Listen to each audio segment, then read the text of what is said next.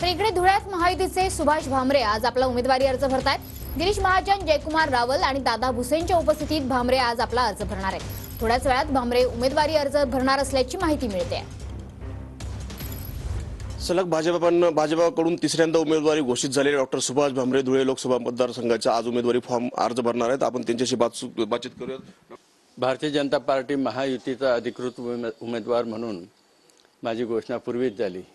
आज मी नामांकन अर्ज भरण्यासाठी जातोय आणि त्यासाठी महायुतीचे सगळे नेते हजर राहणार आहेत। त्याच्यात प्रामुख्याने गिरीश भाऊ जे धुळ्याचे पालकमंत्री आहेत, आदरणीय दादा भुसे जे जळगावचे पालकमंत्री आहेत, आदरणीय जयकुमारजी रावल आणि अनेक मान्यवर आणि मोठ्या प्रमाणात कार्यकर्त्यांमध्ये प्रचंड उत्साह आहे। कारण जनतेने ही निवडणूक हाती घेतलेली, ही जनतेची निवडणूक आहे। जनतेने ठरवलेलं आहे की 2024 मध्ये मोदी साहेबांना प्रधानमंत्री करायचं आहे। यातले त्यांचे चिरंजीव देखील आहेत।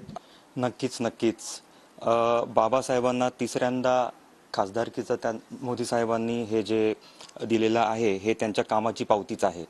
आणि गेल्या 1 महिन्यापासून मी मतदारसंघामध्ये फिरतो आहे, समाजाच्या वेगवेगळ्या घटकांना भेटतो आहे आणि लोकांमधला उत्साह बघून आणि त्यांच्यातला जोश बघून आणि त्यांच्यातला सपोर्ट बघून याच्यात काळी मात्र शंका नाही की बाबासाहेब पुन्हा जास्तीत जास्त मताधिक्याने जिंकून येतील आणि हॅट्रिक करतील। मनोहर शेवाळेचा प्रसाद, TV9 मराठी, धुळे।